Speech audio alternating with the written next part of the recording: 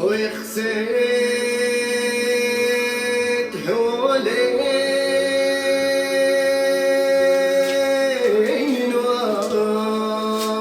ورايا وسيلني خضام الزيان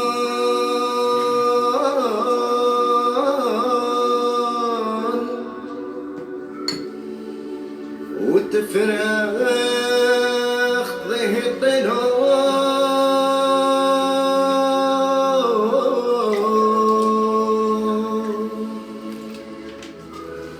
وسيك قدران وسيك قدرايا يدهنا يا نوار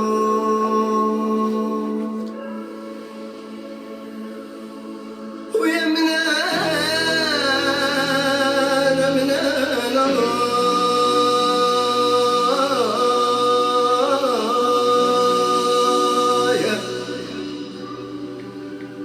ويا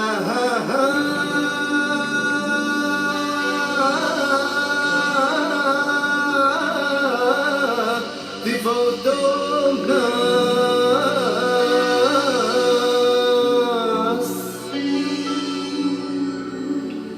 وذكرت تزيرين وها قوارة وها قوارة وها قوارة دوق سنة يا صنام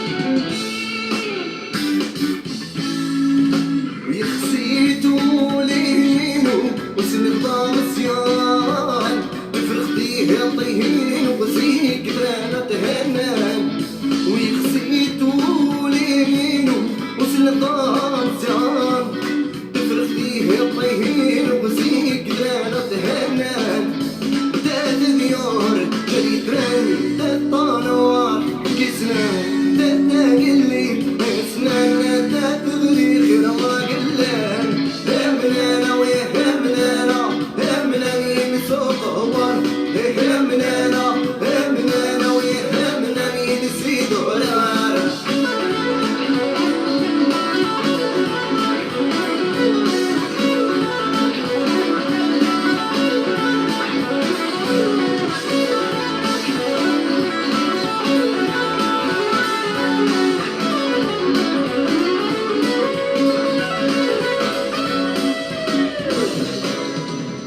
يا منانا منانا ويدي فوتهم بس وتقرد تازيريها قوارد وكساس ويا منانا منانا ويدي فوتهم بس وتقرد تازيريها قوارد وكساس تاد ديار جريترن تاد طانوار كسران تاد تاقلي اسنان تاد غير ما قلان همنا ويا همنا مين صوت هوار همنا ويا همنا نسيد ورمان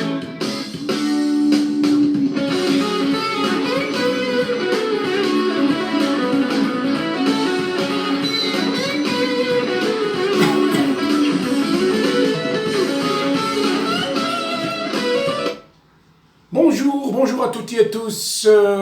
الزول في اللون الزول مقران ان شاء الله هاتي اللي لاباس.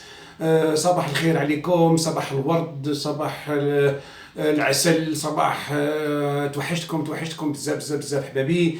الوغ اليوم جمعة كوم فو لو سافي، فوندردي عندنا حنايا واحد ما يخدم.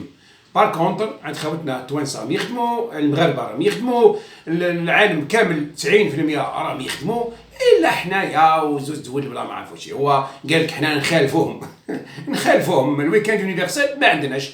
هما اليوم العشيه يقولوا لبعضهم بون ويكاند، دونك راح يضربوا فيها بور اللي يكملوا العشيه هذه، وغدوه السبت هاو ما كانش خدمه، الحد ما كانش خدمه، حتى نهار الاثنين باش يرجعوا الناس تخدم. حنا نو، حنا بالعكس ديما نعكسوا الناس، على بالكم حنا فاهمين بزاف بزاف بزاف بزاف. Comme je veux parler en français pour que les gens comprennent, ceux qui ne comprennent pas le langage algérien. Aujourd'hui, c'est vendredi, chez nous, c'est férié. Alors que chez nos voisins tunisiens, que je salue, chez nos amis marocains, que je salue aussi, que je dis, bon vendredi, terminez bien la semaine. Alors chez nous, non, c'est pas le cas, hein, donc voilà. Pour eux, aujourd'hui, c'est vers 18h ou 17h30 ou 16h30, hein, les gens terminent et c'est le week-end, c'est pas le cas chez nous. Chez nous, comme on dit, le gouvernement suit les islamistes, parce qu'il a peur des islamistes, il peut pas instaurer le week-end universel. Pourtant, que ce soit en France, ou en Europe, en Europe, ou en France, même la France elle est en Europe, en Occident, il y a des gens qui vont aujourd'hui faire la prière. Ce n'est pas uniquement chez nous. Nos frères tunisiens aussi, ils font la prière. Nos frères marocains, ils font la prière. Pourquoi alors ne pas, comment dirais-je, appliquer le week-end universel comme tout le monde, parce qu'on perd de l'argent. On perd énormément de l'argent. Parce qu'aujourd'hui, nous, on ne travaille pas. Et s'il y a un bateau qui accoste à Alger ou à Annaba ou à Sifda venant de l'étranger, eh ben, eux ils travaillent, ils sont dans le bateau, mais nous on ne décharge pas parce qu'on ne travaille pas. Par contre, demain nous on ne travaille pas, samedi, mais aussi eux ils ne travaillent pas. Dimanche, nous on travaille, mais eux ne travaillent pas. Vous voyez combien on perd de jours pendant la semaine. Alors c'est absurde. Parce que nos responsables ont peur des islamistes. Si j'étais chef du gouvernement, si j'étais responsable, je vais instaurer le week-end comme d'habitude. Je ferai changer les heures, bien sûr. On peut sortir à midi. Les gens ils vont manger, hein, ils vont manger, après ils vont faire la prière pour ceux qui font la prière, et on retourne à 14h, comme font à l'époque, dans les années 70, c'était comme ça. Si après que les gens qui ont ramené l'islam, le nouveau islam, que vendredi c'est sacré, je ne sais pas quoi. C'est comme les Algériens, ils se lèvent à 6h du matin jusqu'à 20h, ils sont en train de faire la prière. Pourtant, la prière du vendredi, ça ne dure même pas une demi-heure.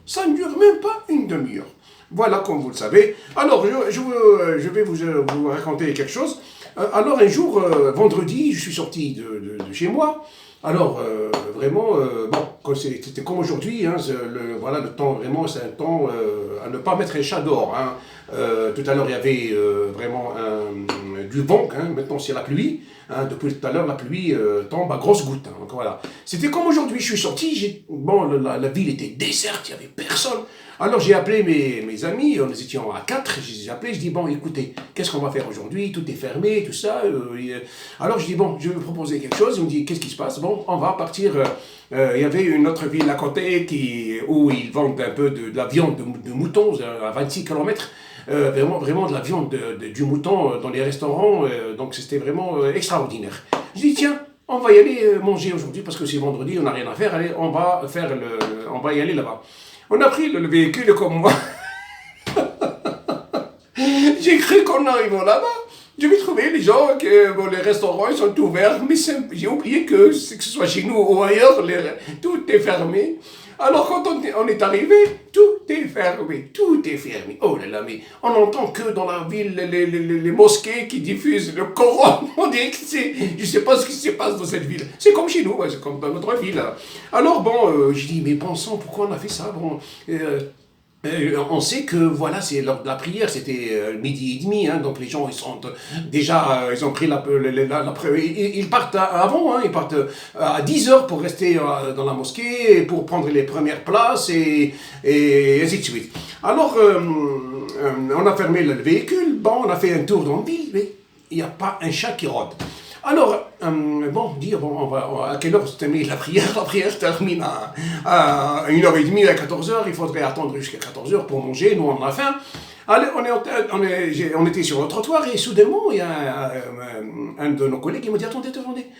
Je dis quoi? Il me dit mais vous ne sentez pas? Sentez, je sens qu'il y a de la viande là. Mais on a suivi un petit peu notre camarade. Alors soudainement, en arrivant devant un restaurant, et le rideau est baissé. Il me dit tiens, l'odeur sort d'ici. Alors le rideau était baissé. L'un de nos camarades, il est parti voir en dessous du rideau. Il a dit mais les gens ils mangent là-dedans. J'ai dit mais peut-être c'est un mariage, peut-être il m'a dit non, c'est un restaurant. Alors j'ai tapé, le monsieur il a ouvert le rideau, il me dit allez, marhaba bikoum, allez, rentrez. Quand on a rentré, on a trouvé le restaurant plein de gens. J'ai dit mais pourquoi vous fermez monsieur? Et il m'a dit je suis obligé, sinon ils vont venir même m'agresser. Ils me disent mais pourquoi vous n'irez pas faire la prière? Pourquoi il faut fermer? Alors que nous on ne fait pas la prière. Donc bon, les gens qui sont là aussi ils sont venus. Il y a des gens qui passent, qui partent vers d'autres. Et ils sont là pour manger et puis ils prennent la route. C'est pour ça que je dis tiens 2 kilos de viande s'il vous plaît, mouton, allez tout de suite les grillades, allez s'il vous plaît. Alors on rigolait, j'ai dit mais t'as un nez, le nez de mon camarade, vraiment il a senti, je ne sais pas combien de mètres, il a senti le truc. Et quand vous voyez les gens, ils sont, je ne sais pas, ils sont des idiots. Ils sont des idiots. Alors, si vous n'avez pas peur du bon Dieu, comment vous avez peur d'une personne qui vient vous dire allez fermer? Je ne ferme pas. Je ne fais pas la prière, je ne ferme pas. Pourquoi voulez-vous que je ferme? Si je fais la prière, je vais faire la prière et je laisserai les gens travailler. Sauf si j'avais personne pour travailler, ça c'est autre chose, mais c'est moi le patron, je travaille. Mais pourquoi j'ai peur des gens? Et aussi c'est pour ça qu'on a dit au gouvernement qu'il faudrait rapidement enlever l'article numéro 2 qui stipule que l'islam est la religion de l'État. Ça c'est faux. L'État n'a pas de religion. L'État, ce sont des institutions. L'État, c'est des institutions. C'est à l'être humain de choisir, s'il veut choisir. S'il veut choisir l'islam, il fait l'islam. S'il veut aller prier, il va prier. S'il ne veut pas, c'est son problème.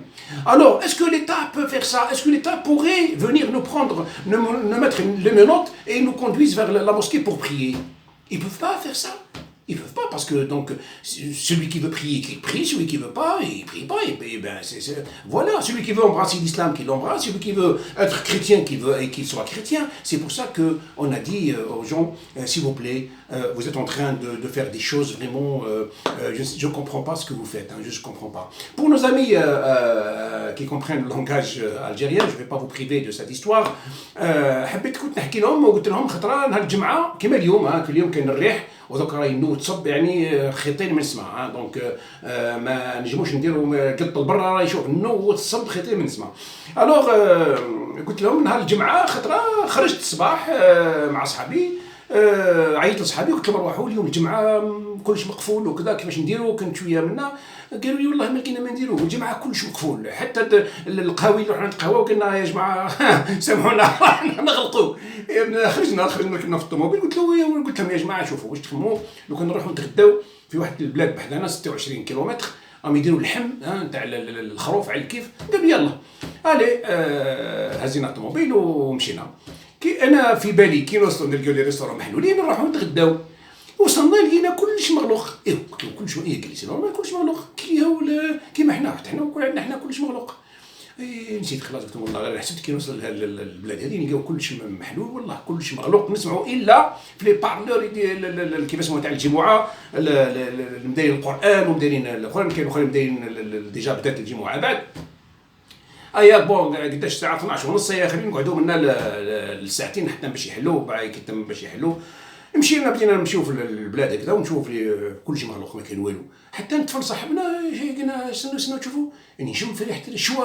والله كان ريحه الشوا وين تشوف الشوا يا ولدي انا والله غير نشم تبعناه نتبعوا حتى وصلنا لقينا واحد الريستورون مكتوب ريستورون مي الريدو هابط. قلت له الريدو هابط قال لي سي او شويه او لتحت او مش مقفول. راح يطل كيما هكا لقى جماعه قال لي يا جماعه تاكل صاحبي قال لي جماعه تاكل. طبطبت عليه حل. قلت له خويا نقدروا ندخلوا. قال لي مرحبا بكم تفضلوا. قلت له حسبتك ما كان عرس ولا؟ قال لي لا اخويا، قال لي حنا ريستورون حنايا. قلت له هبط، قال لي نهبط ابن عمي، قال لي تحب نخلي محلول اللي يجيو يحرقوا لي الحانوت نتاعي؟ قال لي ما نقدرش، قال لي ما قدام نقدر يجيو يقولوا لي نهار الجمعه ما تبيعش لازمك تقفل. قال لي، قلت له كيفاش؟ قال لي راك تشوف الناس راهم جايين منا رايحين، قال لي كل واحد حاكم طريق، قال لي اخرين حاكمين طريق، اخرين ما يصليوش، اخرين منا قال لي جاو يتغداو على روحهم. قال لي نبيع اخويا، قال لي بصح راني مضرك في ستر الله، مضرك شغل يخاف من الناس، يخاف من العباد وما يخافش من ربي. اذا ربي سبحانه يقول لك لازمك ما تتغداش روح تصلي. الناس ربي يهديهم يعني فريمون يعني. يا اخي العزيز، اللي يحب يصلي يصلي، اللي يحب ما يصليش ما يصليش، اللي يحب ياكل ياكل، اللي يحب ما ياكلش ما ياكلش. اسكو حنا على هذا قلنا حنا كيف اسمه الحكومه يا ناس، هذيك القانون اللي يقول باللي الارتيكل 2 اللي يقول باللي تاع لا كونستيتيسيون يقول باللي الدين الاسلام راهو دين الدوله، نحيو علينا يرحم والديكم. لو كان تقولوا كيما هكا راكم لازمكم تبعثوا الشرطه كيما اليوم الجمعه، تبعثوا الشرطه اللي ماهوش كامل في واش يقولوا راح الجمعه تروحوا تجيبوه حتى في دارهم. خرج عثمان تلوحوا في بلا منوط تدي ولا الجامع، تخش الجنه بلا واش، تخش والله لازمك تصلي بالذراع، واللي ما صلاش كيما قال واحد عليه تدي ولا البروكيرور يروحوا في الحبس. يا علا يا اخي كي نهضروا الناس كيما هكا، ناس يقولوا انتم ضد الدين يا ناس ماناش ضد الدين، احنا مسلمين وحنا حتى حنا نصليو، وحتى حنايا رانا كيما قال واحد نخافوا ربي. مي سامبلومون كل حاجه وحاجتها، كل حاجه وحاجتها. يا سيدي السيد هذا اليوم ما عينوش يصلي، راح تدبر عليه نتايا، راح ترقد انت في قبره، راح تروح انت تحاسب في بلاصتو. كيفاه زعما انتم خير من ربي سبحانه عز وجل؟ لو كان عينو ربي سبحانه عز وجل، لو كان عينو يقول له ما يقولوش خلاص كيما قال واحد يخليه يروح وحده للجامع ما يخرجش سمانه كومبلي، كون عينو ربي يدير له كيما ربي يخليه ليبر، خلاه خليبر، يحب يصلي يصلي، يحب ما يصليش ما يصليش، وربي خير منك انت وخير مني انا وخير من الناس الكل. علاش تحتموا على الناس؟ بوركوا تقفلوا كلش؟ اليوم ما كانش تروحوا ما تلقاوش بولونجي ديو كيلو خبز. اخويا نقفلوا حنايا نقفلوا. يا ولدي كيفاش تقفل؟ خلي الناس اخويا، خلي الناس تبيع على روحها. اللي ما يحبش يصلي تدبر عليه نتايا. انسان ما يصليش، انسان كريتيان جد تقولوا نتايا لا صلي بذراع، اقفل احترم الاخرين، احترم ماشي احترم كيما درت لهم انايا، كاش ما درت لهم. vous rendez compte lorsque par exemple une famille qui كاين دي فامي يجيو مساكن من بعيد، par exemple يجيو يشوفوا ولادهم اللي في الحبس، يجيو اخرين في السبيطار مساكن على 12 ما يلقاوش وين يجي ريستورون يروحوا يتغداو، ما يلقاوش يشريو طرف خبز. كيفاش؟ ولا في رمضان par exemple في رمضان لو كنت تحل ريستورون في النهار في رمضان والله نشعلوا فيه النار، والله نشعلوا فيه النار. الوغ انا نحب نسالهم اسكو ربي سبحانه عز وجل فوضكم قال لكم ديروا شي هذا؟ اللي فوضوا ربي يجي نعتنا بالك خلينا نتبعوه، نجي نتبعوه. نو اليوم تهز شوفوا روحوا تشوفوا اليوم كيف اسمه هذو لي شان دو تيليفزيون من العشرة، والقران يقول غير الصلاه وغير منا اون ديري. يا ناس يا ناس يا ناس يا ول هذا لا تيليفزيون راهي دايره كيف اسمه الاولاد يشوفوا لي ديسان انيمي كيما قال واحد، يشوفوا لي فيلم، يشوفوا هذه يشوفوا منا، من بعد خلاص كيما قال واحد احنا عمرنا ما شفنا حنايا بون بوتيتر كيما كان انشان دير القران ولا حاجه هذيك نتاع الشغل نتاع القران كي تعقب حتى الصلاه نتاع الجمعه ما كاينش مشكل، هما جايبينها الظهر صلاه الظهر ولا ساعات يكوبيو لك ماتش هو يلعب وهما كيف اسمه حان وقت الصلاه يكوبي لك الماتش على الاخر. ساعات يكون خطاب نتاع خطاب يعني ولا يكون منا عليه يكوبي لك الخطاب هذاك تاع الرئيس ولا نتاع واحد يقول لك لا علاش ما ديروش انتم هذو النهار ولا ما بليش انا ولا البلاد ولا جو سي با هذو الاخرين، لو كان انتم ما ديروش الاذان الناس ما تصليش ولا الناس تكون على بالهم اليوم، الناس كل عندهم لي بورطابل، الناس كل عندهم كل شيء نجم يدير كيما هكا، يشوف حتى الصلاه فاش يقولوا في القاهره يشوفها تسويت عنده، يستنى فيك انت باش دير له انت الاخر كيف اسمه الاذان واش يقولوا في لا تيليفزيون. شفتوا كيفاش هذوك كل يا جماعه الناس مركزين بزاف، مركزين على الدين اون ديري كيما قال واحد، وهذا كل لو كان يشوف ربي قلوبنا والله العظيم ما نعرف كيفاش ما نقولش حاجه اخرى، باسكو حتى الناس اللي يحكيوا لنا واش راه صاري في السعوديه واش راه صاري ما نحبوش نوجعوا قلوب الناس، والله ما نحبوا نوجعوا قلوب الناس، خاطر انا ما رحتش الحج، من الناس اللي راحوا ويحكيوا لي الشيء اللي صرا سواء نساء ولا رجال ماينه يعني فريمون ماينه. اسكو تحبوا تكلحوا ربي؟ تنجموا تكلحوا ربي نتوما، ربي يعلم ما في القلوب، تنجموش. لازم تكونوا كيما قال صار نخاف من الناس ونخاف من الدوله وما نخافش من ربي. كي نحب ندير حاجه لازم نشوف انا ضميري، انا نقول ان درت حاجه هذه خليوني بيني وبين ربي. اليوم كيما قال واحد الجمعه حبيت نروح نصلي بيني وبين ربي، ما حبيتش نروح نصلي بيني وبين ربي. ما تجيش انت تدبر عليا وتقول لي اقفل حانوتك ولا من ولا مش. وثاني شكون اللي يجيك؟ نورمالمون الدوله، نورمالمون لا بوليس، مادام الاسلام دين الدوله نورمالمون واش خلينا نهار الجمعه حتى وين يكون الظهر كي يظل الاذان اللي يلقاوه لبرا الكل يكتفوه يديوه للجامع، باسكو كيفاش ما تروحش نديرو كيفيس. الفيس واحد الوقت كيما قال واحد يصليو ما كاينش قال كيف في الزقاقات في لا غالب واش نقول لكم. الوغ كاين جوست اون انفورماسيون تاع دوك الاولاد هذوك اللي كسروا الطاكسي تاع الناس بالسيوفه ومن هنا كنا نعطوا لكم، راهم في قبضه الشرطه حكموهم.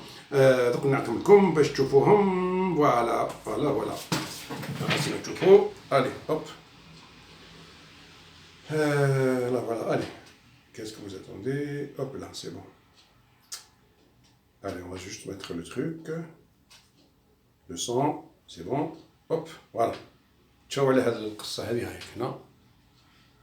بون فوالا. نعاودو من الأول. هوب.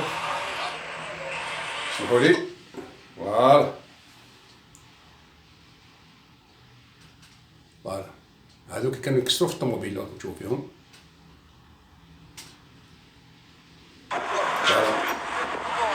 هنا في ثلاثة هاي الطوموبيل يكسروها.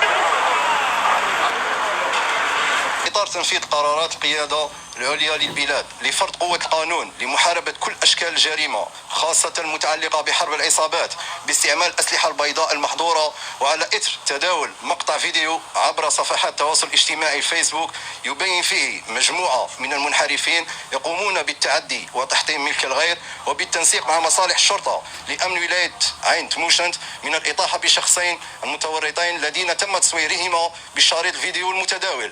عملية التوقيف جاءت بعد استغلال وسائل التقنية الحديثة، حيث تم توقيفهما رفقة الشريك لهما على مستوى ولاية عين تموشنت بعد تضييق الخناق عليهم بولاية وهران. ويتعلق الأمر بثلاثة أشخاص تتراوح أعمارهم ما بين 19 سنة و 39 سنة من ذوي السوابق العدلية.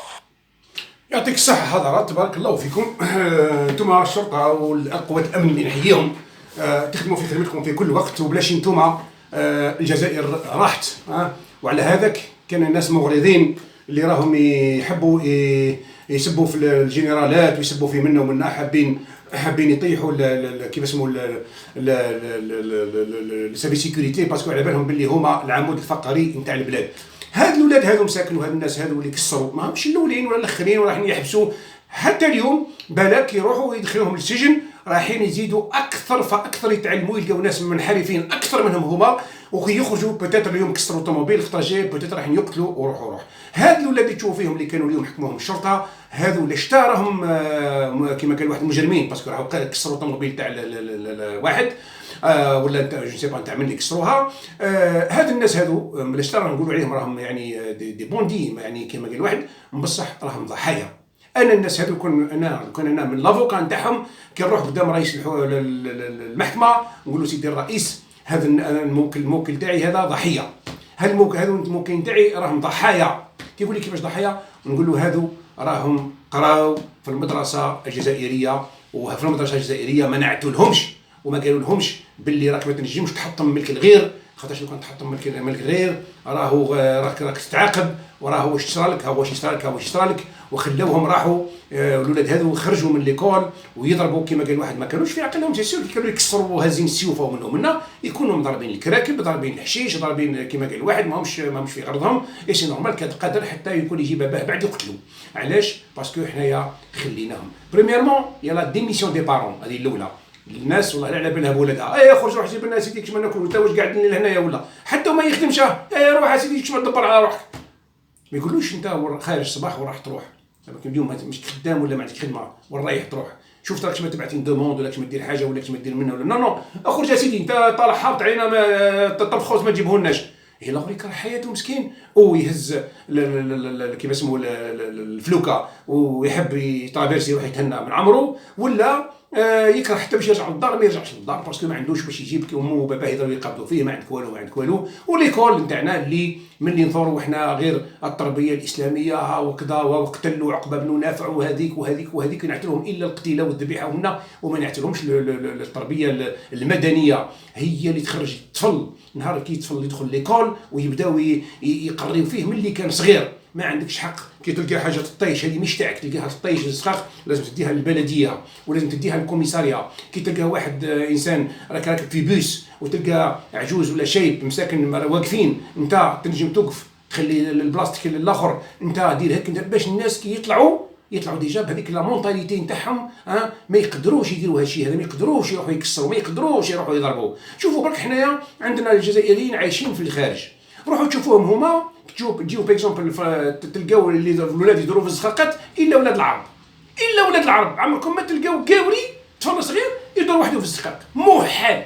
عمركم ما تلقاو الكور يلعبوا باكزومبل تحت الباتيمون ولادهم ما كانش.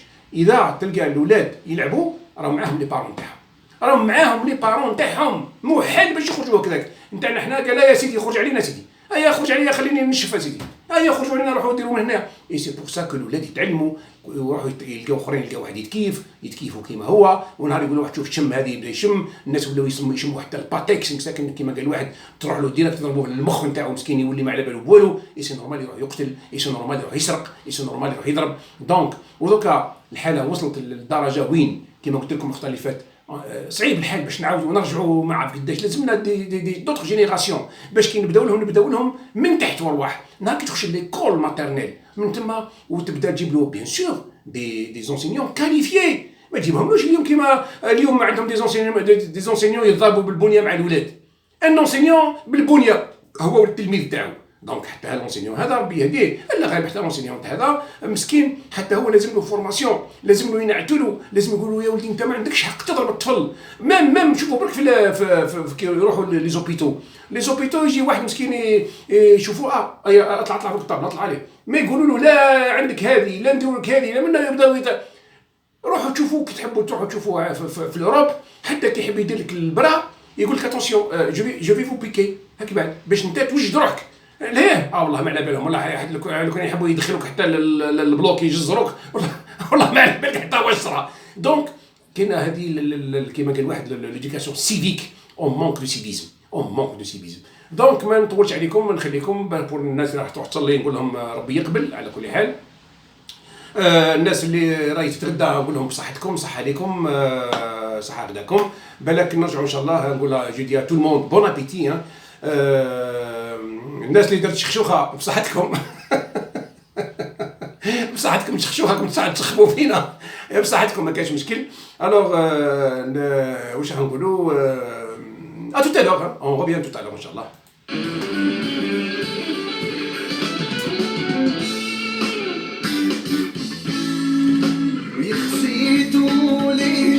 يخسيتو ولينو. سامحوا لي j'ai oublié de vous dire que je partage avec vous mon café, c'est le deuxième.